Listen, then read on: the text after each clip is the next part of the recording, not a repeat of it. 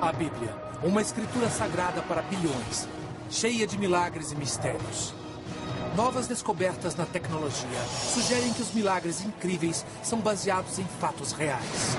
A ciência pode revelar a verdade por trás dos maiores mistérios da Bíblia. Mistérios da Bíblia. Evangelhos perdidos. Inverno de 1886. Arqueólogos franceses procuram artefatos na área cristã de um cemitério no Alto Egito. De repente, eles fazem uma descoberta que abala a essência da história cristã. O que eles descobrem é o túmulo esquecido de um monge enterrado no século VIII. Mas o maior achado é o que o monge está levando consigo para a próxima dimensão. Aqueles que enterraram o monge aparentemente pegaram este livreto de papiro e colocaram junto ao corpo. Assim ele poderia entrar na próxima vida com um de seus livros preferidos. Ele contém não o Mateus, Marcos, Lucas e João, mas ele contém o Evangelho de Pedro. Aparentemente, o livro é um evangelho de verdade, um relato em primeira mão da vida de Jesus. No entanto, o texto teria sido escrito pelo apóstolo Pedro. Há quase 2000 anos, tudo o que os cristãos sabiam sobre Jesus vinha dos evangelhos da Bíblia cristã, nos relatos de Mateus, Marcos, Lucas e João. Seria aquele um relato perdido real da vida de Jesus, escrito por Simão Pedro, o líder escolhido dos apóstolos? A descoberta disparou ondas de choque pelo mundo dos estudos bíblicos, e essa onda de choques continua, enquanto novos evangelhos perdidos, emergem em inúmeras escavações arqueológicas. O Evangelho de Tomé, o Evangelho de Maria Madalena e até o Evangelho de Judas. A descoberta deles revelou histórias chocantes e controversas sobre Jesus e sua mensagem, histórias que foram omitidas pela igreja. O Evangelho de Pedro supostamente revela os fatos por trás da ressurreição de Jesus. O Evangelho de Maria diz que Maria Madalena pode ter sido a verdadeira líder da igreja cristã. O Evangelho de Judas diz que Jesus pediu para ser crucificado.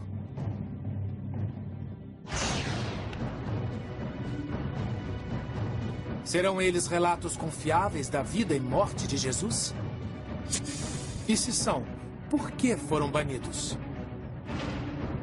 Com a aplicação de tecnologia de ponta, como microscópios eletrônicos, datação com carbono 14, paleografia e os avanços mais recentes na arqueologia, os especialistas vão examinar os evangelhos perdidos para determinar sua idade, sua fonte e se eles contêm verdades esquecidas da crença mais difundida no mundo.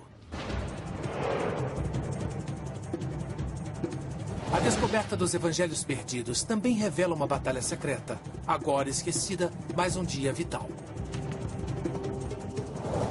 A batalha pela alma da cristandade. De um lado, um grupo devoto, clamando por um relacionamento direto e espiritual com Deus, com seu próprio conjunto de evangelhos. De outro lado, a crescente hierarquia do cristianismo ortodoxo, que aceita apenas 4 evangelhos. O resultado desta batalha iria determinar o futuro do cristianismo.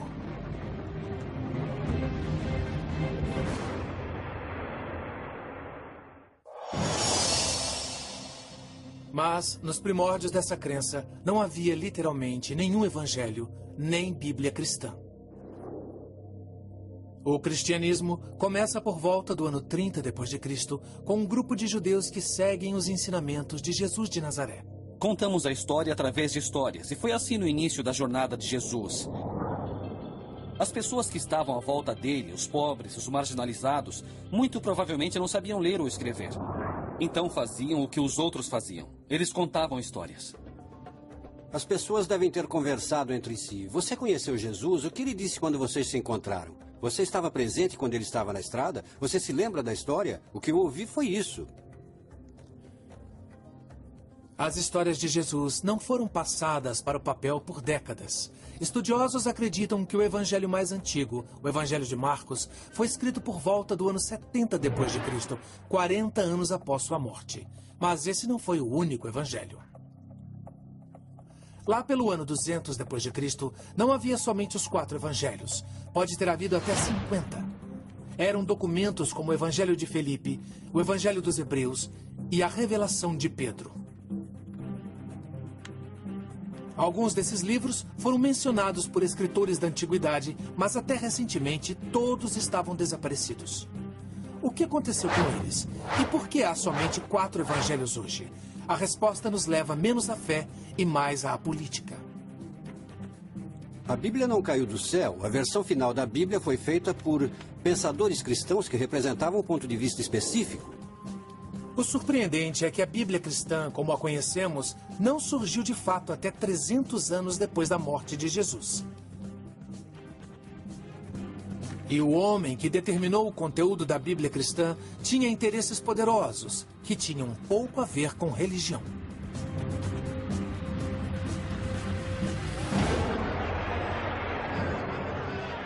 No ano 312 depois de Cristo, o imperador romano chamado Constantino, um pagão que acreditava em vários deuses, alegou ter tido uma visão da cruz antes de uma batalha. Depois de sua vitória, ele se converteu ao cristianismo e o declarou religião semi-oficial do Estado.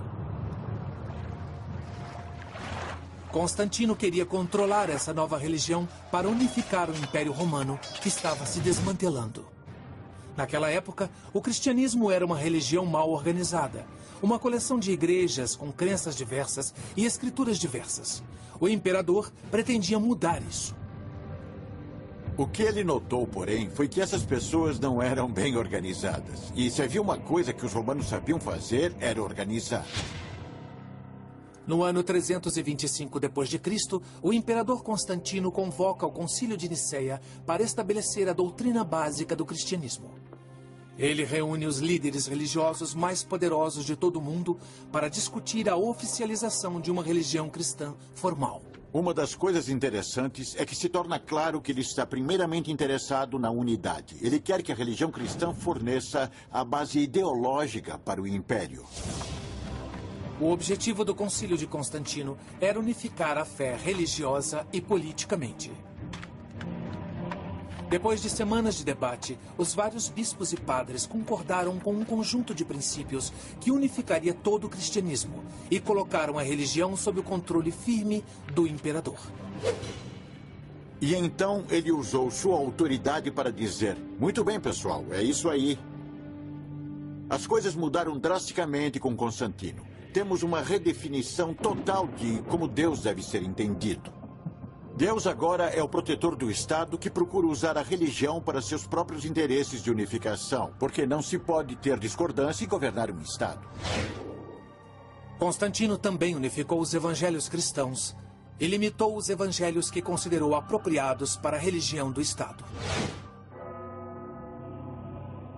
Apesar de o Concílio de Niceia não ter decidido oficialmente o conteúdo da Bíblia cristã, Constantino deixou claro quais evangelhos ele considerava aceitáveis. Ele encomendou a criação de 50 cópias de uma Bíblia cristã que continha apenas os evangelhos de Mateus, Marcos, Lucas e João. O que aconteceu com os outros evangelhos? No ano 382 d.C., outro concílio religioso literalmente proibiu que os cristãos os lessem. Sob o imperador cristão Teodósio, todos os outros evangelhos foram considerados heréticos. Foram banidos ou enterrados, seus donos presos e às vezes executados.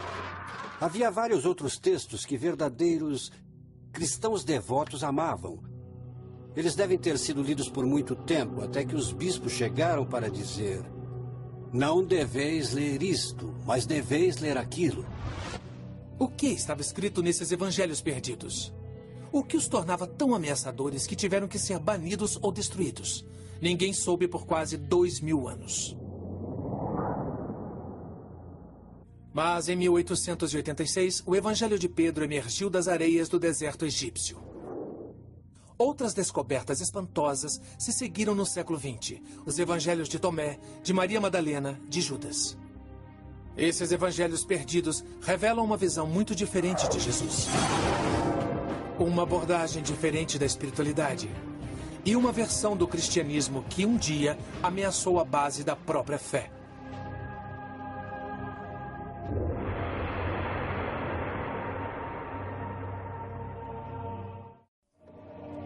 Durante quase 2000 anos, os cristãos acreditaram que existiam apenas 4 evangelhos que contavam a história de Jesus de Nazaré.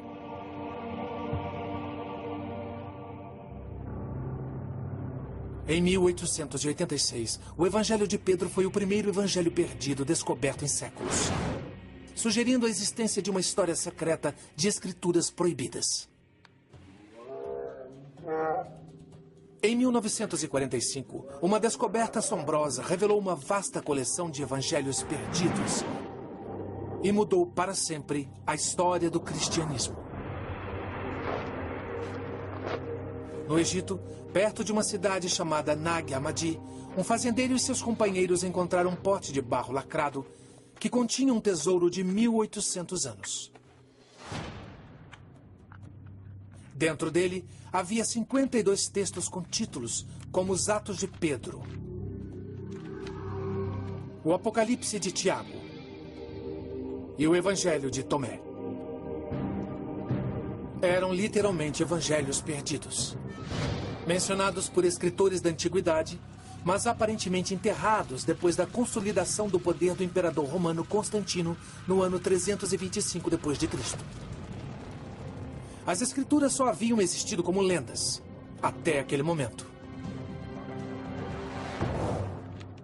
E talvez a mais surpreendente dessas escrituras perdidas seja o Evangelho de Tomé. O Evangelho de Tomé é um documento fascinante. Foi traduzido do grego para o cóptico e contém palavras de Jesus. E muitas das coisas contidas no Evangelho de Tomé encontram-se também no Novo Testamento. A diferença é que o Evangelho de Tomé é um evangelho gnóstico. Os gnósticos eram uma seita do cristianismo antigo que tinha uma ênfase profunda no misticismo e discordava de vários dos preceitos da hierarquia cristã emergente. Os gnósticos foram salvos por conhecimento secreto. Você era um verdadeiro seguidor de Jesus se compreendesse esse conhecimento secreto. Gnosis é uma palavra grega que significa conhecimento e gnóstico significa aquele que sabe. Eles eram essencialmente místicos sob vários aspectos. E se pudessem encontrar a paz de Deus dentro de si, a verdadeira humanidade interior, por que então precisavam ter padres ou bispos? Eles poderiam caminhar seguindo esse Deus interior? No Evangelho de Tomé, Jesus parece transmitir uma estranha mensagem, um ensinamento secreto muito diferente do contido nos evangelhos tradicionais. Os evangelhos tradicionais ensinam que Jesus é o único Filho de Deus. O Evangelho de Tomé sugere que todos nós podemos nos tornar filhos de Deus. Ele diz: quando conhecerdes a vós mesmos, então sereis conhecidos, e entendereis que sois filhos do Pai vivo. Em outras palavras, se Jesus pode ser aceito como o Filho de Deus, todos nós também somos filhos e filhas de Deus. Ele não tem nada que nós não podemos ter. Nós podemos ter o mesmo tipo de relacionamento com a divindade, o mesmo tipo de relação com Deus. O Evangelho de Tomé prega uma ligação pessoal com Deus, sem a necessidade de igrejas organizadas, padres e bispos. Muitos padres e bispos se sentiram ofendidos com os gnósticos, que tinham seu próprio caminho, tinham sua própria linha direta, um telefone vermelho com a divindade. Isso não pegou bem com os representantes da autoridade da igreja. E esse pode ter sido o motivo do Evangelho de Tomé ser considerado herético. A independência dos gnósticos enfraquece a hierarquia da igreja. Eles acreditam que seus próprios evangelhos são tão válidos, se não mais, como os de Mateus, Marcos, Lucas e João. No caso do Evangelho de Tomé, talvez eles estivessem certos. Quando os evangelhos gnósticos foram descobertos em 1945, uma questão perturbadora surgiu. Parecia que o evangelho perdido de Tomé era mais antigo que o de Mateus, Marcos, Lucas e João. Há um debate entre estudiosos quanto à maneira de datar o Evangelho de Tomé. O que sabemos é que temos alguns papiros gregos muito primitivos do Evangelho de Tomé e parece que partes do Evangelho de Tomé são muito antigas. Na verdade, partes do Evangelho de Tomé podem remontar aos primórdios da igreja. A maioria dos estudiosos acredita que os 4 evangelhos tradicionais foram escritos no espaço de uma geração desde a morte de Jesus, 40 a 60 anos depois que os eventos realmente aconteceram. Mas algum material no Evangelho de Tomé pode ser mais antigo, com base em seu conteúdo mais simples. A diferença entre o Evangelho de Tomé e o Novo Testamento é que o Evangelho de Tomé só tem as palavras de Jesus. Não há milagres, não há histórias sobre Jesus. O fato do Evangelho ser apenas uma reunião das palavras de Jesus pode sugerir que é mais antigo e que os outros elementos da narrativa dos outros evangelhos foram adições posteriores. Se o Evangelho de Tomé realmente é mais antigo que os 4 evangelhos tradicionais, isso significa que é mais próximo da mensagem de Jesus? E se for assim, significa que a Bíblia cristã está literalmente incompleta? A resposta pode estar em encontrar a data exata em que o Evangelho foi escrito. O Instituto de Conservação de Museus Smithsonian, ou MCI, tem uma equipe de especialistas e cientistas para extrair os segredos de documentos antigos. Nós fazemos um trabalho de detetive. Nossos cientistas examinam com diferentes tipos de instrumentos para entender realmente o que é, de que lugar do mundo veio. Os estudiosos procuram pistas da idade de um evangelho no papel e na tinta do documento. Sinto que às vezes consigo entrar na cabeça do autor. Principalmente porque um conservador precisa desenvolver uma espécie de visão invertida de raio-x. Você tem um objeto na sua frente que chegou a você em seu estado e sua condição naturais. E você precisa pensar em todas as coisas que aconteceram com ele. Uma pista sobre a idade do papiro pode ser encontrada na própria escrita. Na época em que o Evangelho de Tomé foi escrito, a maioria da população era analfabeta. A pessoa que escreveu o Evangelho era provavelmente um escriba profissional. Pesquisadores descobrem a verdade através da análise minuciosa dos métodos e ferramentas de um escriba. Os escribas não eram apenas redatores, eles levam seus materiais de arte consigo. Eles preparam suas tintas com substância sólida e depois moem e adicionam líquido para escrever. Uma certa variabilidade no tamanho das partículas seria prevista. E uma coisa muito, muito perfeita e muito, muito pura e muito, muito consistente poderia ser um sinal de que é um material mais moderno. Volte. Bem aqui. Uma análise mais detalhada do Evangelho de Tomé revela que certamente não se trata de uma falsificação moderna, mas a idade exata do Evangelho ainda não ficou clara. Um teste com carbono 14 foi feito no Evangelho de Tomé encontrado em Nag Hammadi. As páginas revelaram que a cópia datava aproximadamente de 300 a 400 anos depois de Cristo. As cópias mais antigas de Mateus, Marcos, Lucas e João vêm aproximadamente da mesma época. Mas estudiosos concordam que todos esses evangelhos devem ser cópias de textos muito mais antigos, porque escritores da antiguidade referem-se a esses evangelhos por volta de 150 depois de Cristo. A idade exata do Evangelho de Tomé é incerta e controversa. É mais antigo e mais preciso que os de Mateus, Marcos, Lucas e João? Até que uma cópia mais antiga seja encontrada, a questão continua um mistério. Mas, independentemente da idade, o Evangelho de Tomé revela uma batalha dentro do cristianismo. A igreja tradicional tinha Mateus, Marcos, Lucas e João do seu lado. Mas os gnósticos alegavam ter o apoio da própria Maria Madalena.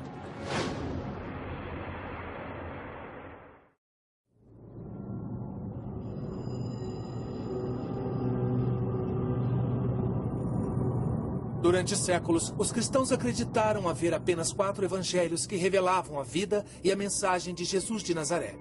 Mas essa crença mudou no final do século XIX com a descoberta dos primeiros evangelhos perdidos. Uma das mais impressionantes escrituras esquecidas foi descoberta no Egito, em 1896. Um evangelho com um autor muito surpreendente. É um evangelho escrito em nome de uma mulher. E não uma mulher qualquer, mas aparentemente Maria Madalena. E não a Maria Madalena que tem um papel na igreja, que é a prostituta arrependida e assim vai. Esta é a Maria Madalena, que é uma discípula amada. Ela é parte do círculo íntimo. Poucos fragmentos sobrevivem, mas eles põem o verdadeiro significado de Maria em perspectiva. Se o Evangelho de Maria é autêntico, significa que as mulheres um dia foram líderes poderosas na igreja cristã. Significa que Maria Madalena não era uma prostituta recuperada, mas a líder dos apóstolos. E numa religião dominada por homens durante séculos, significa que o evangelho mais importante foi escrito em nome de uma mulher. O Evangelho de Maria detalha as instruções secretas que Jesus conta apenas a ela. Segredos sobre a vida, a morte e o paraíso.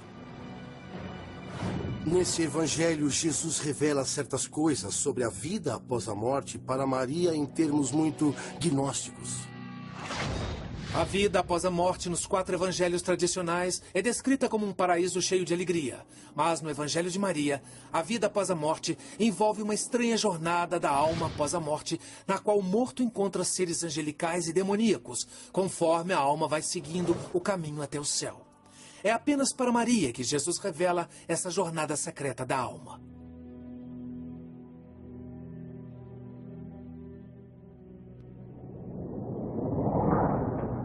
O Evangelho relata que Pedro, o líder dos apóstolos, reage de forma explosiva a essa revelação.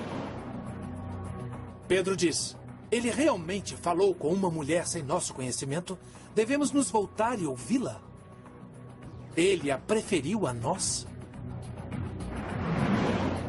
No Evangelho, os apóstolos ignoram a condenação de Pedro e apoiam Maria dizendo: se o Salvador a fez digna, quem é você para rejeitá-la? O significativo é que havia uma espécie de ligação espiritual, que Maria era tida como uma pessoa de dentro, uma líder, alguém que tinha a habilidade de motivar os outros, e esse era seu verdadeiro dom. Ela compreendia o pensamento de Jesus e era capaz de disseminá-lo. Esse evangelho dá uma visão muito diferente do que é a mensagem de Jesus. E mostra Maria Madalena como aquela que entende esse ponto de vista de um jeito que os outros discípulos não entendiam. Mas esse texto é um verdadeiro evangelho? O relato testemunhal de Maria Madalena? Se é, ele pode mudar a história cristã e revolucionar o papel das mulheres na igreja cristã. A resposta está na idade do evangelho. Ele é mais antigo que os 4 evangelhos tradicionais? E pode ele ter sido escrito pela própria Maria Madalena?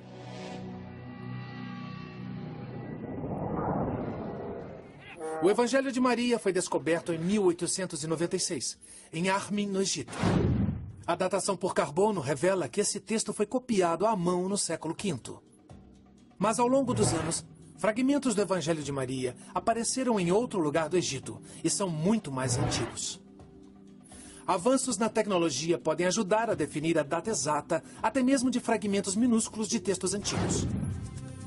O uso do microscópio 3D permite aos cientistas focalizar os detalhes que dão dicas de sua idade.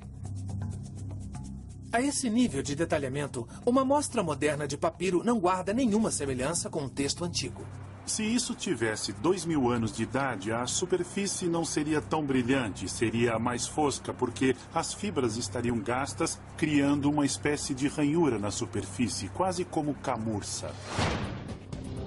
Testes como esses ajudaram a fornecer uma data muito precisa para os fragmentos mais antigos do Evangelho de Maria. Eles foram escritos aproximadamente no ano 200 d.C. A linguagem e o vocabulário também sugerem que o Evangelho de Maria foi escrito durante o século II e não na época de Jesus. Assim, é altamente improvável que Maria Madalena tenha escrito o Evangelho que leva seu nome. A maioria dos estudiosos acredita que ele foi criado por um cristão gnóstico durante o século II que queria invocar a autoridade da apóstola. Não sabemos quem foi o autor, mas muitos imaginariam que realmente há uma voz feminina e uma perspectiva feminina a ser vista aqui. E talvez seja o caso de admitir que há uma voz a ser ouvida que foi reprimida nos outros evangelhos. Talvez, e mais importante, o Evangelho de Maria revele um grande conflito no início da igreja sobre o papel das mulheres. A ideia da liderança feminina é um dado muito interessante a se analisar nos primórdios da história cristã. E o Evangelho de Maria é uma espécie de testemunho disso. O fato de Maria ser líder e mulher é um conceito revolucionário na Igreja Antiga. A possibilidade de existir um Evangelho de Maria é uma indicação de que realmente existiram pessoas como os gnósticos, que eram muito mais abertos à inclusão das mulheres como membros ativos da comunidade. Na verdade, algumas pessoas da Igreja Ortodoxa que surgia reclamavam disso. Quer dizer que há mulheres ministrando os sacramentos? Existem mulheres que são ordenadas entre os gnósticos? Que vergonha! Os gnósticos não viam nenhuma vergonha nisso. Assim, a existência de um texto como o Evangelho de Maria está perfeitamente de acordo com o ponto de vista deles. Em 1886, arqueólogos franceses que trabalhavam no Egito descobriram um antigo túmulo cristão com um tesouro extraordinário. Entre as mãos de um monge do século VIII estava um livro chamado Evangelho de Pedro. Foi um dos primeiros evangelhos perdidos descobertos. Poderia ele ser o verdadeiro relato perdido da vida de Jesus, escrito por Simão Pedro, o líder dos apóstolos escolhido por ele? Se fosse, mudaria a história do cristianismo, já que o Evangelho de Pedro conta uma versão muito diferente da vida de Jesus. O que nós temos é muito precioso e muito empolgante. É uma história antiga, mas uma história alternativa. No Evangelho de Pedro, os romanos são surpreendentemente solidários. Ele diz que Jesus não sentiu dor na cruz. Mas a diferença mais chocante é que o Evangelho de Pedro supostamente traz um testemunho real da própria ressurreição. É o único evangelho que temos que tenta contar a história do que aconteceu durante a ressurreição. Todos os evangelhos bíblicos falam dos resultados da ressurreição, que o túmulo estava vazio, mas eles não falam do momento da ressurreição propriamente dito. A descrição começa na terceira manhã, após a morte de Jesus, enquanto os soldados romanos vigiam o túmulo do Messias. O Evangelho de Pedro diz: o túmulo foi aberto e aqueles soldados viram, pois estavam montando guarda. E segundo explicaram do que haviam visto, eles viram 3 homens saírem do túmulo. Quando eles saem, estão amparando um terceiro, supostamente Jesus. E então uma voz profunda aparece e diz: então vocês rezaram por aqueles que morreram? A ressurreição termina com Jesus e os outros 2 seres elevando-se ao céu, deixando as testemunhas oculares assustadas e maravilhadas. O Evangelho termina com a alegação de que se trata do testemunho do próprio apóstolo Pedro. Poderia esse livro realmente ser o trabalho do líder dos apóstolos do primeiro Papa? Ele foi escrito na mesma época ou antes dos 4 evangelhos tradicionais? Ou é um relato mais recente, portanto uma falsificação, fazendo-se passar pelo testemunho real de Pedro? As evidências arqueológicas são incertas. O evangelho encontrado em 1886 foi datado no ano 700 d.C., 7 séculos após a morte de Pedro. Fragmentos do ano 500 d.C. apareceram em outros locais, mas ainda muito tardios para terem vindo diretamente do apóstolo. Minha nossa, vai ser uma loucura montar esses negócios. Graças a Deus não vou ter que fazer isso. Mas o evangelho foi mencionado por escritores cristãos da antiguidade. Um bispo de onde hoje é a Turquia mencionou o livro pelo nome por volta de 190 d.C. Podemos remeter o evangelho ao século II, mas não antes disso. Tudo indica que esse é um texto do início do século II. Nós achamos que é um texto do início do século II porque ele utiliza material de todos os 4 evangelhos existentes. As histórias do Evangelho de Pedro são tão semelhantes aos outros evangelhos que parece provável que tenham sido simplesmente copiadas.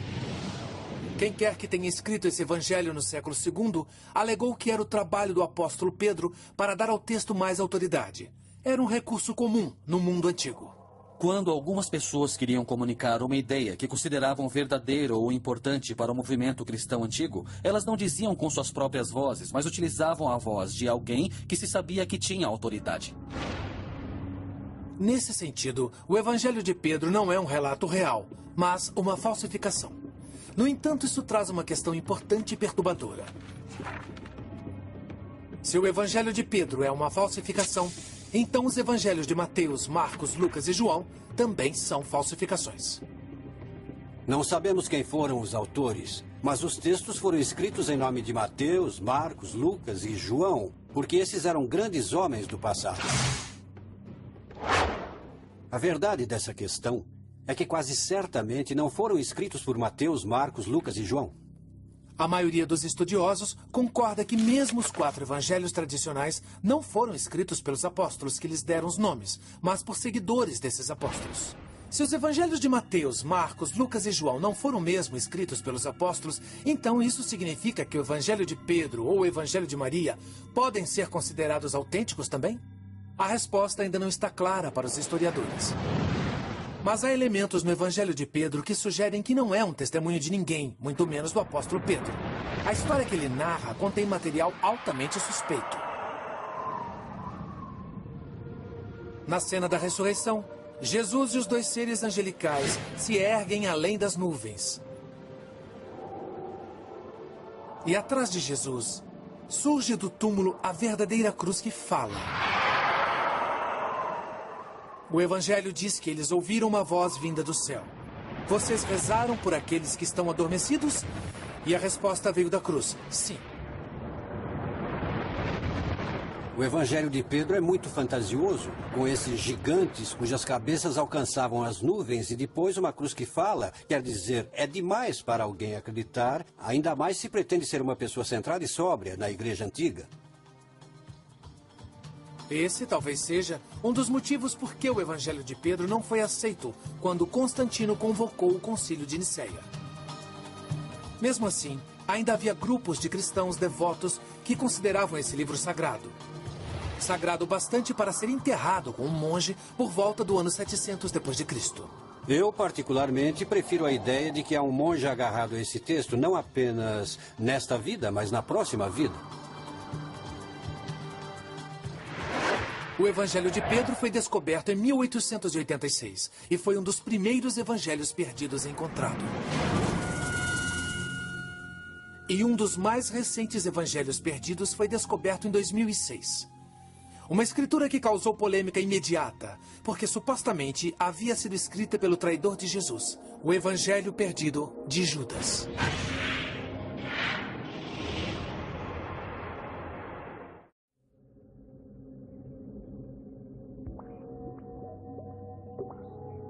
A descoberta de evangelhos perdidos no século XX mudou nossa compreensão da história cristã.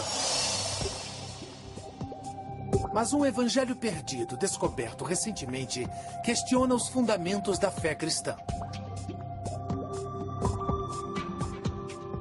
Em 2000, um documento em papiro foi recuperado de um antiquário do Egito.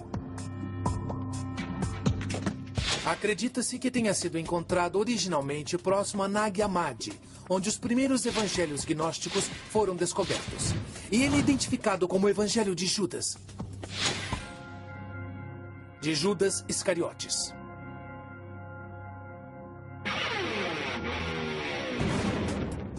Quando foi originalmente divulgado, o apelo era que Judas foi um herói, passou de traidor de Jesus nos evangelhos bíblicos a aquele que é elevado aos céus, porque simplesmente realizou a vontade de Deus.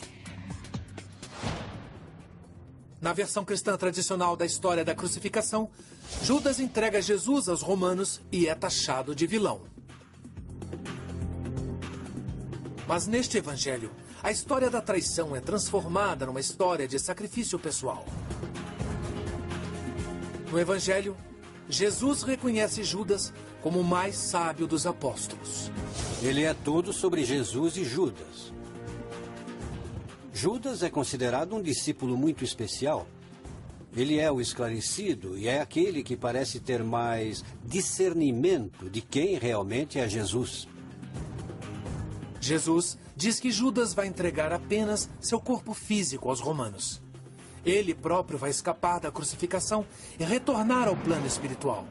Isso é um sinal claro de que o Evangelho tem raízes gnósticas. Esses caras não acreditavam que Jesus fosse realmente humano. Ele só aparentava ser humano, ele era um espírito, por assim dizer. E a ideia do gnosticismo era se livrar desse disfarce, dessa roupagem, desse elemento humano para poder retornar à pura forma de um ser espiritual. É uma inversão notável dos evangelhos cristãos tradicionais. E foi polêmico desde o momento de sua publicação em 2006. Se fosse um evangelho autêntico, escrito por Judas, iria reescrever a história cristã e a teologia. Mas muitos estudiosos acreditam que o evangelho de Judas só poderia ser uma fraude.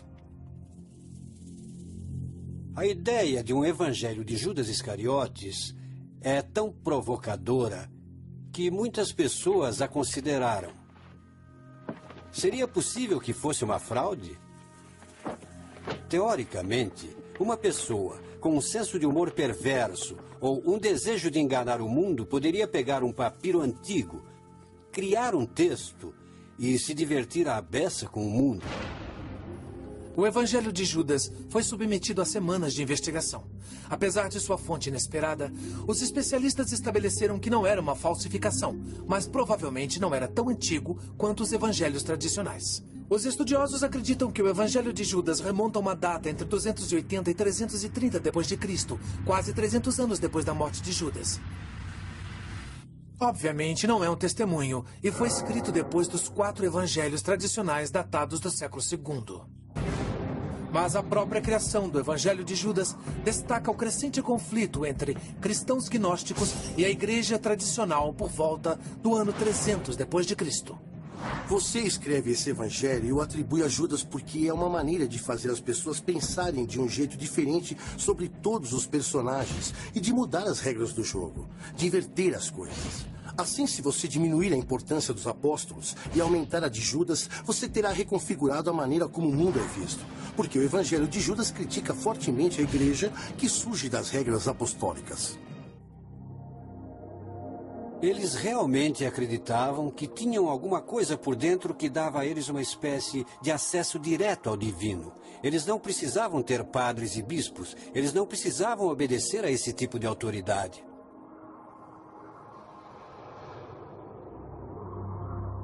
Mas a ênfase no misticismo e na revelação pessoal dos gnósticos talvez os tenha levado à ruína.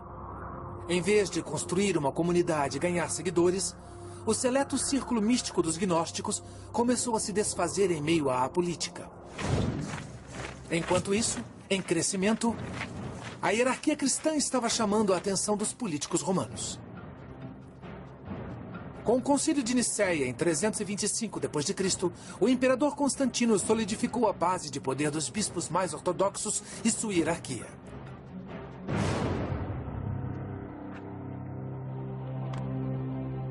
Os 4 evangelhos de Mateus, Marcos, Lucas e João estavam dentro.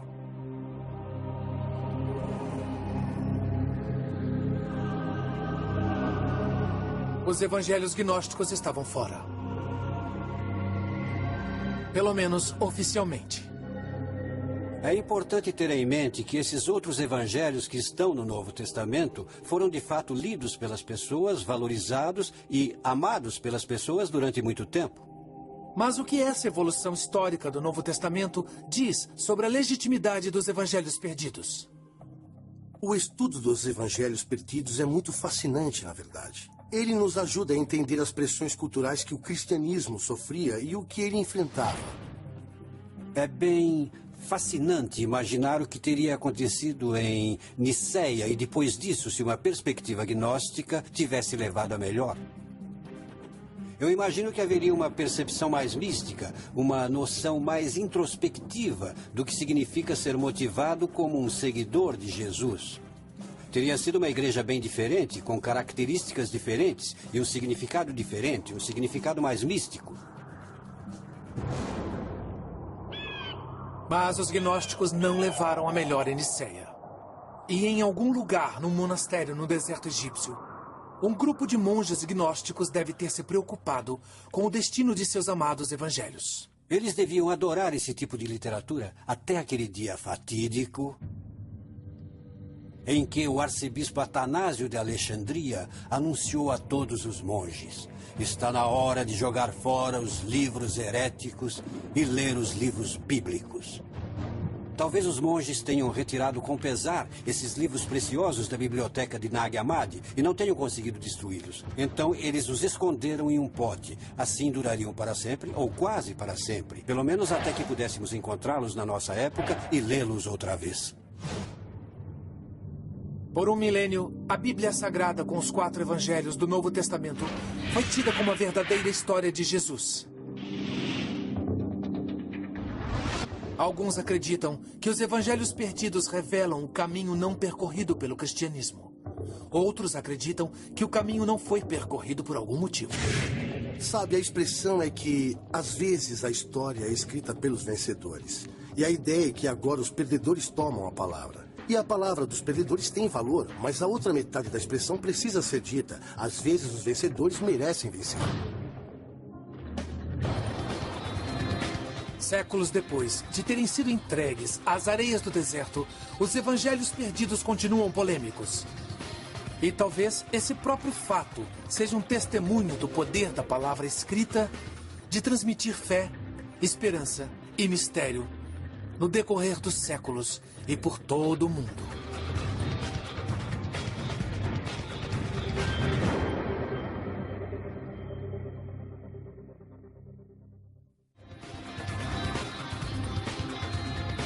Versão brasileira, Tempo Filmes, São Paulo.